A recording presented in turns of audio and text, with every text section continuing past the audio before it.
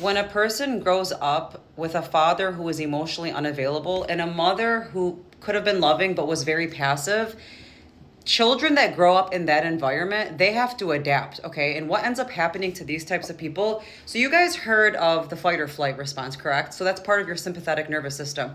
But we don't hear enough about the fawn response. And the fawn response is basically when a child has grown up in an environment where both parents or one of the parents didn't show up in the way that the child needed on an emotional level, what ends up happening is there is an adaptive, protective mechanism that turns on. And these people, these children, they learn the narrative of the less needs you have, the better. And being helpful and easy to deal with is what keeps connection. So these children end up learning that to be a people pleaser is the way to almost keep connection going on. And this is why kids who grow up into adults, when they have a father that was emotionally unavailable and then they had a mother that was loving, or she just was very passive, these people end up becoming people pleasers. And it's a survival adaptive mechanism that turns on. And it's not conscious, it just naturally turns on. So behaviorally, these people end up being the types that almost minimize their needs. They minimize what they want because they believe that in order for connection to stay alive and safe, they have to become small.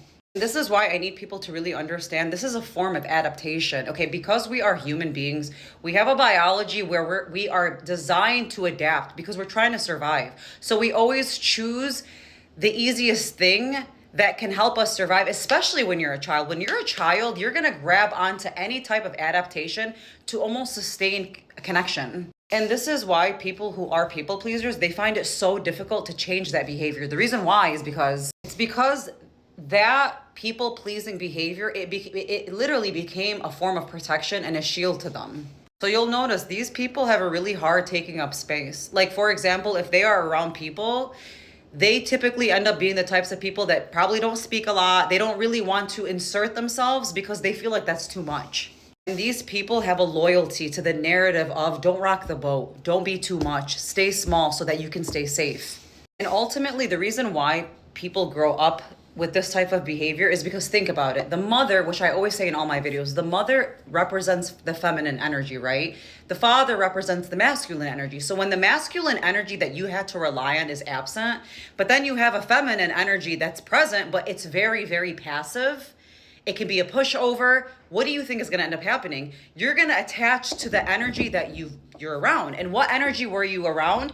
There's an absent father, so you can't really cling to that energy. You cling to the next thing that's present, which is your passive mother. And the reason why I'm talking about this, you guys, is because people-pleasing energy, I want you to understand, shaming yourself and making yourself feel like you're broken because you fall into this category, you have to learn to almost eradicate that thought process. Why? Because you are a child who is trying to adapt to your circumstances, but the only issue is we take the adaptive, strategies that we cultivated as children and we move it into adulthood. So we transfer it into adulthood. But here's the thing, when we become adults, those protective adaptive strategies, they no longer work.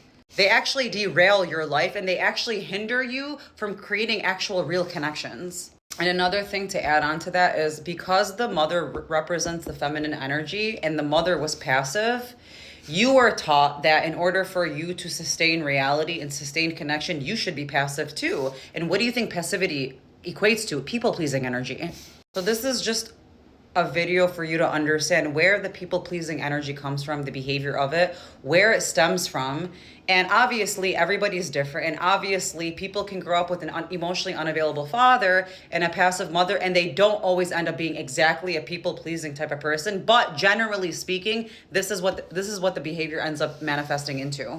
And the biggest twist to all of this is even though they may have, inherited that degree of people-pleasing energy that the mother almost model to them, they actually end up becoming just as emotionally unavailable as the father. Because both parents play such a significant roles in such different ways.